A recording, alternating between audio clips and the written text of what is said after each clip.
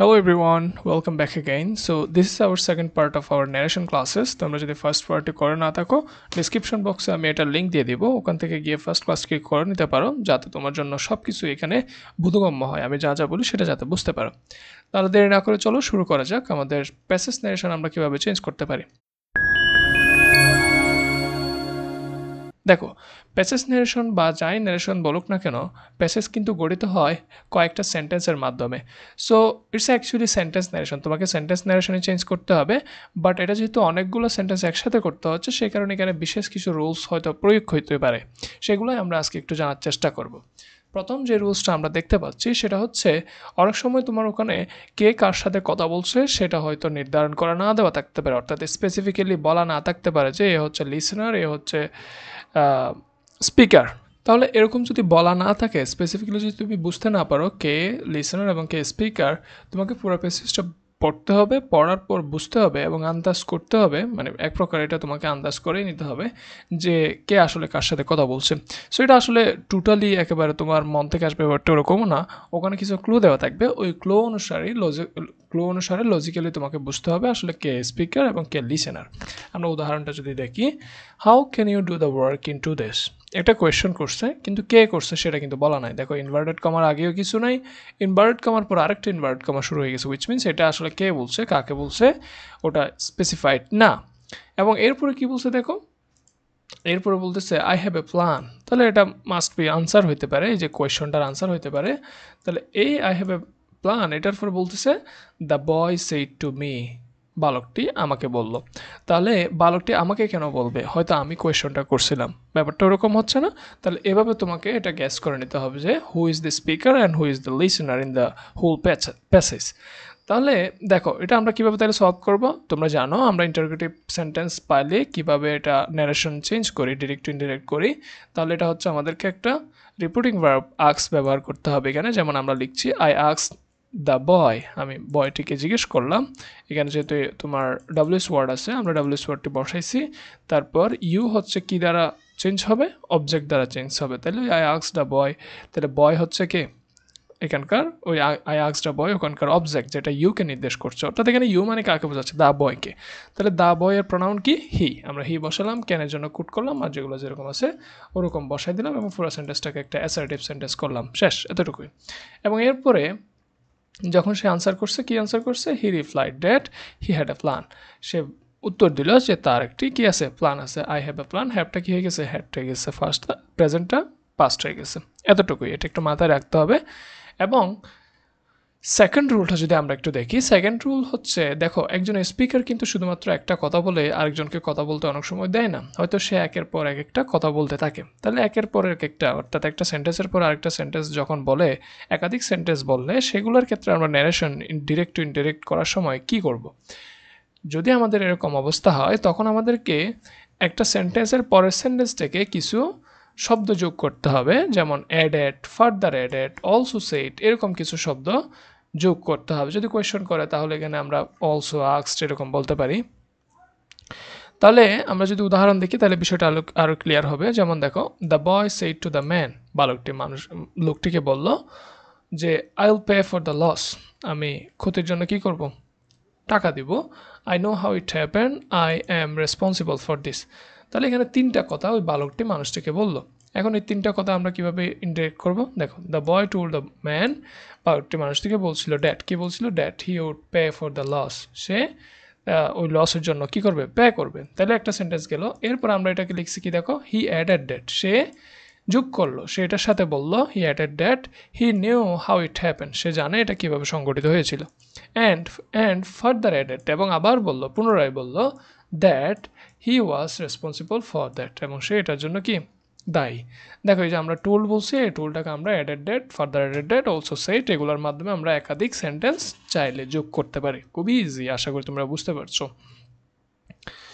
এখন রুল 3টা যদি দেখি, এটা খুবই একটা সিম্পল রুলস। আমরা অনেক সময় এমন কোয়েশ্চেন করে থাকি যে কোয়েশ্চেনগুলোর আনসার হইতে পারে ইয়েস অথবা নো দিয়ে আনসার করা যায়, হ্যাঁ, যেগুলো ডাব্লিউএস কোয়েশ্চন না আর কি। যেমন এখানে আমরা একটা সেন্টেন্স দেখছি যে আর ইউ ইল, এটা একটা কি ইয়েস নো কোয়েশ্চেন। হ্যাঁ, এটা হচ্ছে তুমি ইয়েস বলতে পারো আনসার, অথবা নো দিয়ে শুধুমাত্র আনসার দিয়ে দিতে পারো।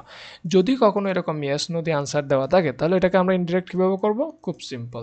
এটার এই যে নো, সেটার জন্য আমরা একটা রিপোর্টিং ভার্ব ইউজ করবো, যেটাকে আমরা বলছি রিপ্লাইড ইন দ্য অ্যাফার্মেটিভ ইয়েসের জন্য, আরেকটা হচ্ছে রিপ্লাইড ইন দ্য নেগেটিভ। এগুলো ব্যবহার করতে হবে। উদাহরণ হিসেবে যদি আমরা দেখি, আর ইউ ইল, এটা কেউ একজন জিজ্ঞেস করছে, তারপর বলছে নো আই এম নট। এরপরে লিসেনার বলছে কি না আমি নয়।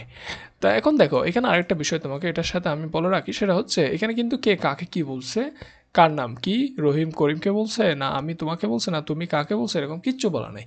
যদি এরকম বলা না থাকে, আমাদের কোনো ক্লুও দেওয়া না থাকে, তখন আমরা কি করব, যে প্রথম কথাটা যে বলছে সেটাকে আমরা স্পিকার হিসেবে ধরে নিব, এবং সেকেন্ড কথাটা যে বলছে তাকে আমরা লিসেনার হিসেবে ধরে নিব। তাহলে এভাবে আমাদের কনভারসেশনটা ইনডিরেক্ট করতে পারি। যেমন আমরা এখানে বলছি দেখো, দ্য স্পিকার আক্স, যেহেতু এটা কোয়েশ্চেন, আক্স করছে দ্য লিসেনারকে আক্স করছে if he or she was ill, সে অসুস্থ কিনা। তারপর দ্য লিসেনার শোনার পর বলছে রিফ্লাইট ইন দ্য নেগেটিভ। দেখো রিফ্লাইট ইন দ্য নেগেটিভ বলছে, কেন নেগেটিভ বলছে? কারণ ও নো বলছে, সেই কারণে। নো বলার পর আরেকটা জিনিস অ্যাড করছে, সেই কারণে আমরা added that he was not. Simple I am not, এটাকে হি ওয়াজ নট করে দিচ্ছি। আশা করি তোমরা বুঝতে পারছো আমরা কোন সিকোয়েন্সের পর কী করছি। দেখো হয়তো তোমার জন্য এখন আমি এখানেও দুই একটা সেন্টেন্স একসাথে করে প্যাসেজ ন্যারেশনটা বোধগম্য করার চেষ্টা করছি। তোমরা যখন একসাথে অনেকগুলো সেন্টেন্স দেখবা নতুন করে, মানে প্রথম যখন দেখবা, হয়তো একটু মনে হতে পারে কঠিন, বা এগুলো কোনো কিছুই না, জাস্ট একটু ভালো করে যদি দেখো তোমরা একটা সেন্টেন্স যখন তোমরা দেখবা, যে বিচার বিশ্লেষণ করে দেখবা, তাহলে এগুলো একটা সেন্টেন্সের ন্যারেশন চেঞ্জ করে, যেটা আমরা আগের ক্লাসে খুব ভালোভাবেই শিখছি।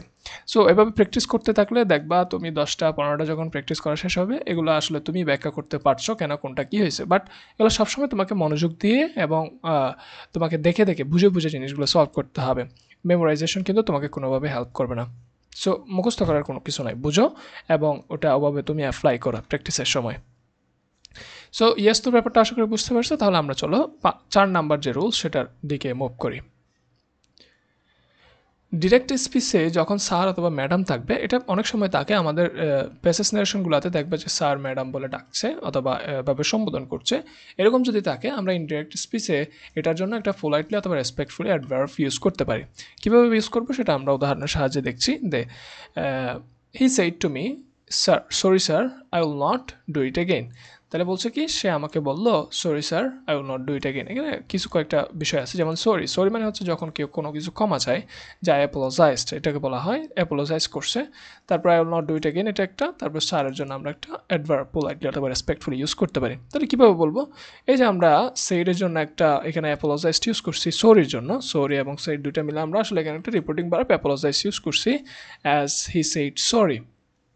তাহলে আমরা পুরোটাকে বলতে পারি হি রেসপেক্টফুলি অ্যাপোলোজাইজড। আবার বলতে পারি হি পোলাইটলি অ্যাপোলোজাইজড, এরকমও আমরা বলতে পারি। টু মি, এই যে টু মি এখানে যেটা আছে, টু মি দিলাম।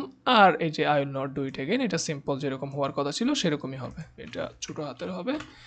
হি would not do it again, will থাকলেন উড হয়ে যাবে, শেষ, এতটুকুই।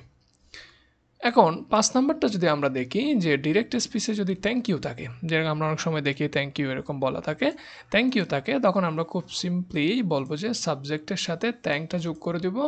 তারপরে কি করব, ওই যে আমার অবজেক্ট যেটা থাকবে সেটা ওখানে বসাই দেব সিম্পলি। তাহলে সাবজেক্ট, থ্যাঙ্কড এবং অবজেক্ট। এবং যদি গুড বাই থাকে তখন কি হবে, তখন আমরা এই গুড বাইয়ের জন্য আমরা একটা বেইট শব্দ ভার্ব ইউজ করব, যেটা হচ্ছে বিদায় দেওয়া বোঝায় আর কি। গুড বাই মানে বিদায় দেওয়া বোঝায়, সে কারণে আমরা একটা ভার্ব ওয়েট ইউজ করব। যেমন এখানে বলছে কি, যে that students said to the teacher, student টিচারকে বললো থ্যাংক ইউ স্যার, যে ধন্যবাদ sir, no problem, good bye. তাহলে এটা অবশ্যই টিচার আনসার দিচ্ছে আর কি। তাহলে থ্যাংক ইউ স্যার, এটাকে আমরা কীভাবে বলতে পারি, স্যার, এই স্যারটা আমরা অনেকভাবে ইউজ করতে পারি, কিন্তু আমরা যেটা শিখছি সেটা হিসেবে যদি আমরা লিখি, তাহলে ব্যাপারটা হয় কি, the student respectfully thank the teacher. দেখো এখানে দ্য স্টুডেন্ট হচ্ছে সাবজেক্ট, আমরা এখানে বলছিলাম subject plus thank plus object, সেটা লিখছি। দেখো দ্য স্টুডেন্ট, তারপর হচ্ছে থ্যাংকড, এরপরে হচ্ছে তোমার দ্য টিচার, এগুলো লিখছি। কিন্তু স্যার ব্যবহার করার কারণে আমরা একটা অ্যাডভার্ব যেটা ভার্বের আগে বসে সেভাবে আমরা বসাইছি, the student respectfully thank the teacher, that's fine. এবং সে উত্তর দিল কি, সে উত্তর দিল অ্যান্ড দ্য টিচার রিপ্লাইড দিল যে that there was no problem. এই যে নো প্রবলেম যেটা আছে এটাকে আমরা বলতে পারি দেয়ার ওয়াজ নো প্রবলেম, অথবা ইট ওয়াজ নট এ প্রবলেম, এরকমও বলা যায়। বাট আমরা এটা formally there was no problem লিখলাম। And bade the student, bade the student, এই যে বলছিলাম subject plus bade plus object. তাহলে এখানে তোমরা হয়তো সাবজেক্ট নাও দেখতে পারো, কারণ দেখো সাবজেক্ট এর আগের সেন্টেন্সের সাথে ইউজ হয়ে গেছে, সে কারণে পরবর্তীতে আবার সেন্টেন্স মানে এটা রিডান্ডেন্সি যাতে না হয় সেটা না আমরা ইউজ করি নাই, যে that teacher replied that there was no problem and bade the student, সেভাবে বললে কিন্তু এটা হয়ে যায়। নো প্রবলেম না থাকলে আমরা কি লিখতাম, the teacher bathe the student, শেষ। আশা করি বুঝতে পারছো, তোমাদের কাছে বিষয়গুলো ক্লিয়ার হয়েছে। তাও যদি কোনো সমস্যা থাকে অবশ্যই কমেন্ট বক্সে জানাবা। এখন চলো পরের যে রুলসগুলো আছে সেগুলো একটু আমরা দেখি। কাউকে কোনো শব্দ ব্যবহার করে ডাকলে, যেমন আমরা অনেক সময় অনেককে ফ্রেন্ড হিসেবে ডাকি, অনেক সময় আমরা ইভেন ফ্রেন্ডকে মামা হিসেবে ডাকি, কিন্তু আমার মামা না, যে ওকে যা ডাকছো সে যদি তোমার ওরকম ভাবে তোমার সাথে রিলেটেড না হয়, তখন আমরা এখানে কিছু শব্দ ব্যবহার করবো এক্সট্রা করে, সেটা হচ্ছে অ্যাড্রেসিং অ্যাস। যেমন তুমি যদি মনে করো he said to me how are you, এখন মনে করো এটার ফ্রেন্ড না লিখে আমরা একটা শব্দ লিখতে পারি, এখানে মনে করো তোমাকে বলছে হাউ আর ইউ মামা, ফ্রেন্ডকে বলো না যে মামা কি অবস্থা, এরকম যদি বলো যে হাউ আর ইউ মামা, কিন্তু ও তোমার মামা না, তুমি ওর মামা না, সো এই জিনিসটাকে আমরা বলতে পারি অ্যাড্রেসিং অ্যাজ মামা। He asked me how I was, এগুলো কিন্তু অ্যাজ আমরা আগে যেরকম করছিলাম সেন্টেন্সে সেরকম, আমি এই জন্য এগুলো ব্যাখ্যা করছি না। তোমাদের যদি প্রবলেম হয় যে এগুলো কীভাবে আপনি এটা হাউ আই ওয়াজ হয়েছে সেগুলো নিয়ে যদি তোমাদের বুঝতে সমস্যা হয়, তুমি প্লিজ ওই যে আমাদের সেন্টেন্স ন্যারেশনের জন্য যে ক্লাসটা আছে সেটা দেখে নিতে পারো। He asked me how I was, এটা খুব সিম্পলি আমরা বসাই দিলাম, যেহেতু এখানে আমরা মামা শব্দটা ইউজ করছি, যদিও আমি তার মামা না। এখন 7 নাম্বারটা যদি আমরা দেখি, এরকমও আমাদের ইউজ হতে পারে যে good morning, good evening, good night এরকম থাকতে পারে রিপোর্টিং ভার্ব হিসেবে, তখন আমরা উইশ ব্যবহার করব। কি ব্যবহার করব? উইশ ব্যবহার করব।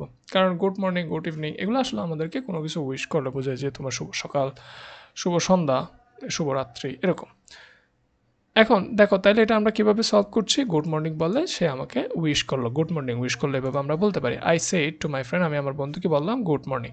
এটা আমরা কিভাবে সলভ করব, ইনডিরেক্ট করব, I wished my friend good morning, শেষ। এরকম যদি ইভিনিং হয় I wished my friend good evening. আশা করি বুঝছো। সর্বশেষ আমাদের যে রুলসটা আছে প্যাসেজ ন্যারেশনের জন্য সেটা হচ্ছে ট্যাগ কোয়েশ্চন। যদি কখনো তুমি সেন্টেন্সে ট্যাগ কোয়েশ্চন থাকো, যদি এটা তেমন আসে না, যদি কঠিন করতে চায় বোর্ড, যদি তোমাদের কোয়েশ্চন হার্ড করতে চায়, তখন কিন্তু ট্যাগ কোয়েশ্চন একটা জোড়াই দিতে পারে। ট্যাগ কোয়েশ্চন মানে হচ্ছে একটা নর্মাল সেন্টেন্সের শেষে যখন একটা শুধু অক্সিলারি ভার্ব এবং সাবজেক্ট নিয়ে কোয়েশ্চন জোড়াই দেয়, সেটা হচ্ছে ট্যাগ কোয়েশ্চন। এই দেখো, you are coming from Scranton aren't you, এই আরন্ট ইউ হচ্ছে একটা ট্যাগ কোয়েশ্চন। এরকম যদি কোনো ধরনের ট্যাগ কোয়েশ্চন তোমাদের প্যাসেজ ন্যারেশনে থাকে, তখন তোমরা কি করবা, এই যে মেইন যে সেন্টেন্সটা থাকে সেটাকে তোমার মনে করতে হবে এটা হচ্ছে একটা ইন্টারোগেটিভ সেন্টেন্স। যদিও এটা দেখছি আমরা একটা অ্যাসার্টিভ সেন্টেন্স, ট্যাগ কোয়েশ্চন থাকার কারণে এটাকে মনে করতে হবে একটা ইন্টারোগেটিভ সেন্টেন্স। এবং যেটা আরএনটিও থাকে এটার জন্য তোমাকে কি করতে হবে, এজিউম ড্যাট, এজিউম ড্যাট বলে সাবজেক্ট প্লাস অক্সিলারি ভার্ব এটা বসাতে হবে। কিভাবে সেটা হবে দেখো, Pam said to Michael, Pam মাইকেলকে বললো are you coming from Scranton aren't you, sorry এটা হবে Pam said to Michael you are coming from Scranton aren't you. তাহলে দেখো প্যাম কিন্তু জানে যে সে স্ক্র্যান্টন থেকে আসছে, যে কারণে প্রথমে বললো যে you are coming from Scranton aren't you, আবার একটা শেষে প্রশ্ন জোড়াই দিল। এই জিনিসটাকে আমরা বলতে পারি প্যাম আস্কড মাইকেল। আস্কড কেন হয়েছে, কারণ আমরা এটাকে মনে করছি এটা একটা ইন্টারোগেটিভ সেন্টেন্স, যদি আমরা এটা দেখছি এটা একটা অ্যাসার্টিভ, ট্যাগের কারণে আমরা এটাকে ইন্টারোগেটিভ বলছি। Pam asked Michael if he was coming from Scranton and assume that, assume that এই যে ট্যাগের কারণে এজিউম দ্যাট, এই যে সাবজেক্ট প্লাস অক্সিলারি ভার্ব বসাই দেবে হি ওয়াজ, শেষ। এতটুকুই সিম্পল না? কার কার হার্ড লাগছে ক্লাসটা, অথবা রুলসগুলো কার কার হার্ড মনে হয়েছে আমাকে জানাইতে পারো। আমার মনে হয় না এগুলো আসলে হার্ড তেমন কোনো কিছু এখানে আমি বলছি বা আলোচনা করছি, খুবই ইজি জিনিস। একটু মনোযোগ দিয়ে যদি দেখো, একবার না বুঝলে একবার দেখতে পারো, তাও যদি না বুঝো কমেন্ট বক্সে জানাও, সমস্যা নাই। আমরা এগুলো নিয়ে আরও আলোচনা করবো যদি প্রয়োজন হয়। আশা করি তোমরা বুঝতে পারছো, আমি হোপফুল এ ব্যাপারে। সো আজকে এতটুকুই, দেখা হবে পরবর্তী কোনো একটা ক্লাস নিয়ে। ততদিন পর্যন্ত ভালো থেকো। হ্যাঁ, তোমরা অবশ্যই চ্যানেলটিকে সাবস্ক্রাইব করে নেবে। Bye bye.